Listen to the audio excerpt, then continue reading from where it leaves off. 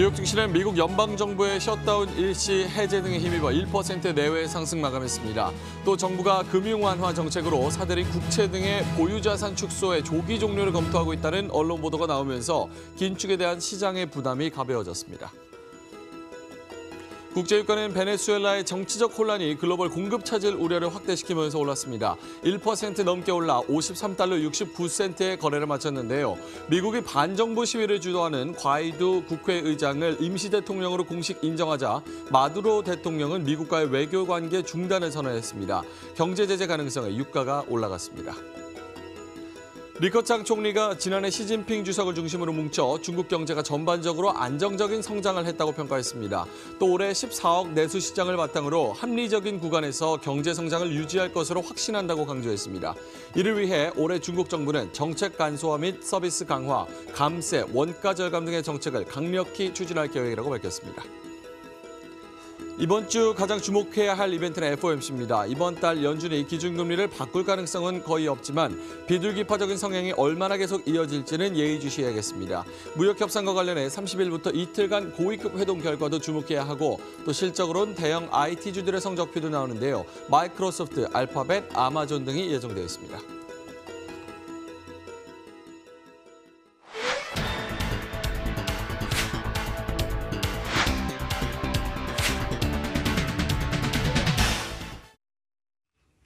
네, 시청자 여러분 안녕하십니까. 머니투데이 글로벌랩 생방송으로 월요일 힘차게 시작하겠습니다. 방송 보시고 궁금하신 점 있으시면 저희 아래 나오는 전화번호로 문자를 주시면 저희 베테랑 전문가들이 항시 대기하면서 답변을 드리고 있고요. 그리고 또 인터넷에서 저희 머니투데이 글로벌랩을 검색을 하셔도 다양하고 유익한 컨텐츠들을 많이 만나보실 수도 있습니다. 또 초록창에 저희 홈페이지가 개설이 됐습니다. 초록창에 MTN 글로벌랩 이렇게 검색을 하시면 저희 홈페이지가 나오는데 여기 홈페이지에 접속하셔도 다양한 컨텐츠들을 많이 만나보실 수 있으니까요. 한 번쯤 접속해보시는 것도 좋을 것 같습니다. 자, 지난주 마지막 거래일 마감한 뉴욕 증시는 상승세로 마감했습니다. 0.7%에서 1% 넘게 그렇게 오르는 모습이었는데요. 일단 연방정부의 셧다운이 일시적으로 해제가 됐습니다. 3주 동안의 임시 예산안이 일단 통과가 돼서 여기서 해제가 됐다는 부분에서도 호재로 작용을 하는 그런 모습이었고요. 또 실적 같은 경우는 이번 주 가장 중요한 것은 이제 대형 IT주들의 실적이 발표가 됩니다. 아마존, 마이크로소프트 그리고 구글의 모기업이죠. 알파벳도 또 실적을 발표를 하고 무역협상과 관련해서 30일 동안 이틀 동안 진행이 되는 고위급 회동 결과 무역협상이 어떻게 진행되는지도 잘 주목을 해보셔야겠습니다. 그리고 이번 주에 FOMC 있다는 점 좀 참고를 해보셔야겠습니다. 자, 특징주 확인해 보도록 하겠습니다. 이렇게 상승세에서 어떤 종목들이 올랐는지 확인해 보도록 할 텐데요. 먼저 첫 번째로는 랜드캐피탈입니다. 지지난주에도 한번 소식을 전해드렸었죠. 32% 또 한 번 크게 올랐습니다. 뉴욕과 그 주변 지역의 중소기업을 대상으로 하는 벤처캐피탈 회사인데요. 상승 이유가 있습니다. 이스트 에셋 매니지먼트라고 한 회사가 33%의 프리미엄을 붙여서 이 랜드캐피탈의 주식을 계속 사들이고 있다라는 보도가 나오면서 계속 상승세를 보이고 있고요. 두 번째는 나스닥에 상장돼 있는 종목 하이어카입니다. P2P 카쉐어링 업체, 우리로 치는 쏘카, 타다라고 생각을 하면 될 텐데요. LA에 본사가 있습니다. 28%가량 올랐습니다. 세 번째로는 체캡이라는 나스닥에 상장돼 있는 회사인데요. 암 검진을 위한 소화기내 이미징 디바이스, 의료 진단기를 임상시험하고 있는 회사인데 22%가량 크게 오르면서 마감하는 그런 모습이었습니다. 자, 중동으로 넘어가 보도록 하겠습니다. 주말에 일요일에 장이 열려서 주말 동안의 이슈를 가장 먼저 반영하는 중동 지수는 전체적으로 플러스권에서 거래를 마쳤습니다. 뉴욕 증시가 큰 상승세로 거래를 마치기도 했고요. 호재가 나오면서 이스라엘은 0.5% 그리고 UAE 지수가 가장 많이 올랐습니다. 1% 넘게 오르면서 플러스권에서 거래를 마쳤습니다. 자, 우리나라 주가지수의 적정 벤치마크 외국인들이 생각하는 주가지수 MSCI 한국지수 살펴보도록 하겠습니다. 2.9% 아주 큰 폭으로 올라갔습니다. 지난주 금요일에 코스피는 1.5% 올라서 외국인이 8천억 원가량 순매수하면서 올랐죠. 코스피는 2,177포인트의 거래를 마쳤는데요. MSCI 한국지수는 2.9%가량 올랐습니다. 달러로 거래되는 ETF이기 때문에 약달러 그리고 원화 강세가 이 기준가에 약간의 착시 효과를 줬다라는 점 좀 참고를 해보셔야겠습니다. FTSE도 크게 올랐는데요. 2.9% 동일한 상승률이었습니다. $22.3의 거래를 마쳤습니다. 자, 자, 마지막으로 풋콜 레시오입니다. 0.75가량 나왔는데요. 지난해 8월 이후 5개월 만에 가장 크게 우세했던 것으로, 콜이 우세했던 것으로 판명이 되고 있습니다. 셧다운이 일시적으로 해제가 되면서 관련 하방 포지션이 정리가 됐다, 이렇게 해석을 하는 게 맞을 것 같습니다. 0.75%의 비율로 마감했습니다. 자, 글로벌 시황 마감 상황 좀 더 자세하게 알아보도록 하겠습니다. 유름 앵커 시황센터 연결합니다.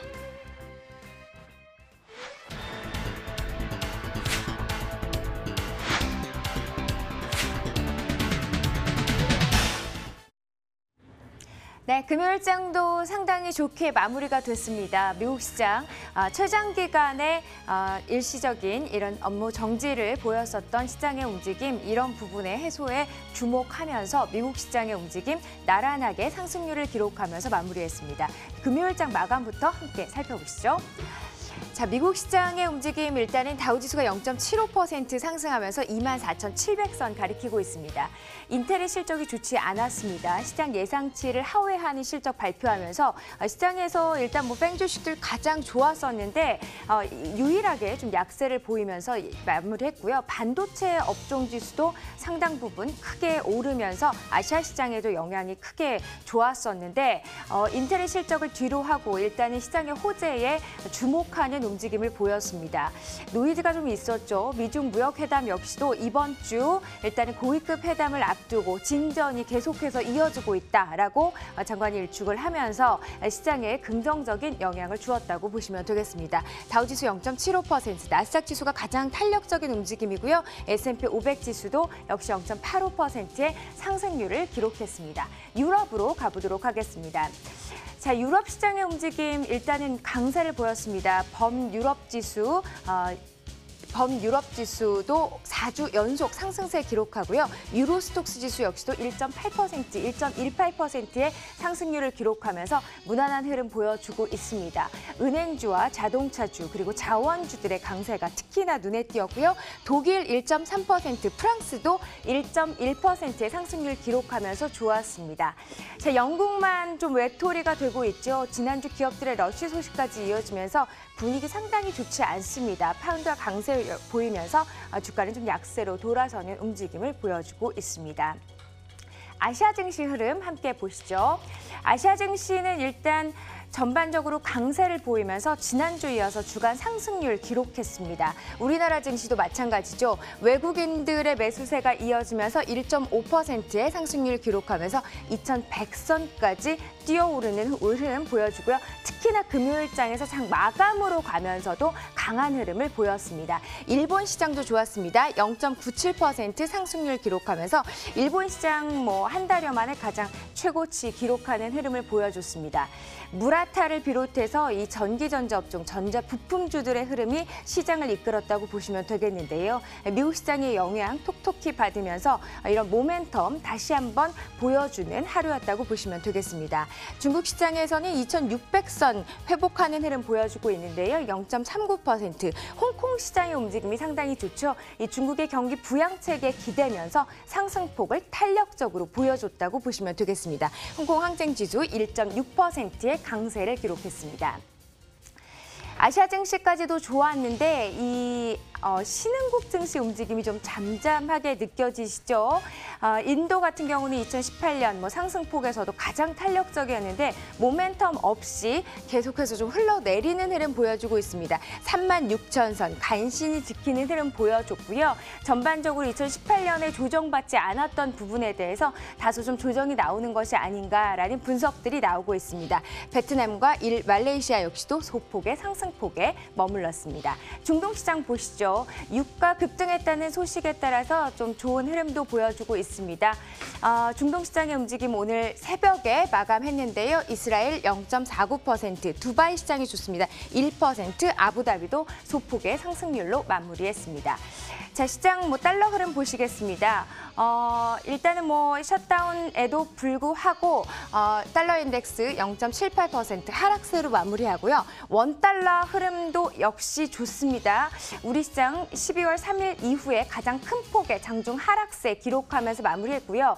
외국인들의 매수세가 이어지고 우리 시장에 대한 자신감으로 이어지면서 원달러 외환 시장의 움직임 1,121원대까지 금요일장에서 마감하는 하락하는 움직임을 보였습니다. 달러엔 109엔이고요. 유로 달러 역시 1.14엔 기록했습니다. 유가 보시겠습니다. 베네수엘라 경제 제재 가능성이 부상하면서 유가 상승폭 보이는데요. 1% 이상의 상승률, WTI는 53달러, 브렌트유는 61달러대에서 마무리했습니다. 금 가격이 6개월 만에 최고치 1,300불을 돌파하는 흐름을 보여주고 있습니다. 달러 약세 흐름 보이면서 1.4%대 강세로 1,304달러에서 마무리했습니다. 금요일장의 글로벌 시장 동향들 함께 살펴봤는데요. 어떤 특징주들 있었는지 김희욱 소장과 함께 하시죠.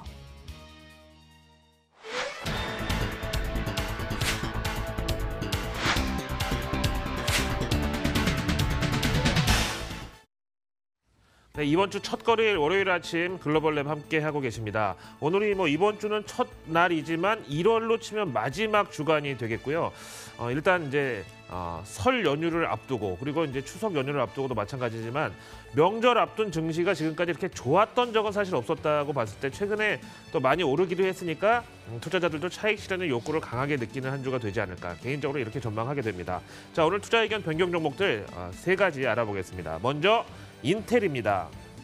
니더맨 컴퍼니에서는 투자 의견을 매수해서 보유로 한 단계 내려잡았고 목표 주가는 58달러에서 50달러로 깎았습니다.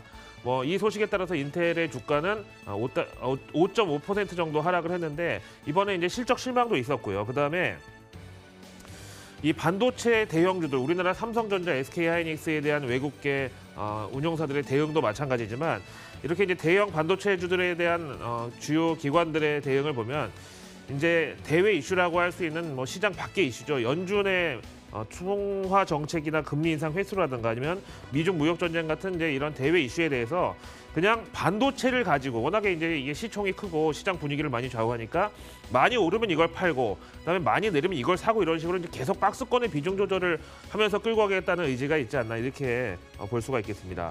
일단 니더맨 컴퍼니 애널리스트 퀸 볼트는 지난 CES 이후에 반도체 부문의 어떤 가이던스를 이미 조금 내려잡았음에도 불구하고 중국의 이제 경기 둔화까지 여기 더해지면서 이제는 클라우드 고객들조차도 재고 소진을 좀 기다리는 이런 관망세로 선회했다고 주장했습니다. 그다음에 인텔이 이제 반도체도 많이 만들지만 이제 최근에 클라우드 데이터 센터 그룹을 집중적으로 밀고 있는데 여기에 수요도 좀 많이 감소한 것도 역시 당분간은 관망세를 유지해야 될 이유로 작용한다 이렇게 얘기했습니다. 목표 주가는 50달러인데 아직까지 조금 여유는 있죠. 일단은 앞에 말씀드린 대로 최근에 여러 가지 변동성에 대해서 주요 기관들은 반도체 대형주들을 사고 팔고 하면서 지수를 옮겼다, 늘렸다, 줄였다 이렇게 조정하면서 결국은 비중 조절로 올해도 간다. 현재까지는 이런 투심을 읽을 수가 있겠네요. 두 번째 종목 스타벅스입니다. 웰스파고에는 투자 의견을 아웃퍼폼으로 재확인해줬고요. 목표 주가는 73달러로 여유 있게 늘려잡았습니다. 사실은 이 스타벅스는 이 브랜드 이미지가 너무 좋아가지고 한국에서는 건강 주스 이런 것도 갖다 끼워서 파는데 잘 팔리고 그다음에 중국은 이제 빵하고 식사 같은 거를 섞어서 배달로 또 쓰고 있고 그다음에 미국은 여기다 이제 알코올 음료를 넣어서 이제 스타벅스 매장에서 이제 가벼운 맥주나 이제 탄산 버니니 같은 이런 샴페인 같은 것도 마실 수 있게 한다고 해서 스타벅스가 술집이냐 이런 비난도 일었었는데 그만큼 이 브랜드가 너무 좋아서 커피 몇 잔 그냥 팔기에는 아깝다는 이런 거죠. 웰스파고 애널리스트 보니 헐조그도 역시 투자 의견을 아웃퍼폼이 마땅하다. 미국 내에서의 견고한 매출은 물론이고 중국에서도 지금 이제 경기 둔화와 관계없이 스타벅스의 이미지는 워낙에 좋고 매출 신장도 계속해서 확대되고 있다. 그래서 이 스타벅스에 대한 회의로는 일단 접어둘 때다 이렇게 얘기했죠. 국내 상황 보면 매칭 종목에 이마트하고 CJ 있는데 국내 커피 전문점 중 1위는 스타벅스 코리아가 이제 당연히 꼽혔고 그다음에 2위는 투썸플레이스 이거는 CJ 푸드빌 계열사죠. 이래서 이제 두 종목을 갖다 붙여놨습니다. 자, 세 번째 종목은 아메리칸 에어라인입니다. 이름만 들어도 벌써 미국의 항공사구나 알 수가 있겠죠. 사실은 이제 이 아메리칸 에어라인 같은 경우는 우리 항공 기업하고는 좀 다른 게 우리는 이제 LCC라고 하는 이제 저가 브랜드를 따로 두고 있지만 여기는 처음에 시작은 FSC 그러니까 풀 서비스 캐리어로 시작을 했는데 비행기가 그 항공기 연령이 좀 높고 이제 짧은 국내선 같은 거는 좀 가격을 파격적으로 낮추기 위해서 라인업이 상당히 다양하다고 볼 수가 있겠는데요. 임페리얼 캐피탈의 애널리스트 마이클 덜치는 투자 의견에 대해서 아웃퍼폼을 유지하고 국내도 그렇지만 이제 이 여행은 신레저, 신취미 활동 이런 식으로 이제 거의 됐잖아요. 그래서 목표 주가도 46달러로 올려 잡았습니다. 지난 금요일 종가가 34달러 98센트니까 아직까지 한참 여유가 남아 있죠.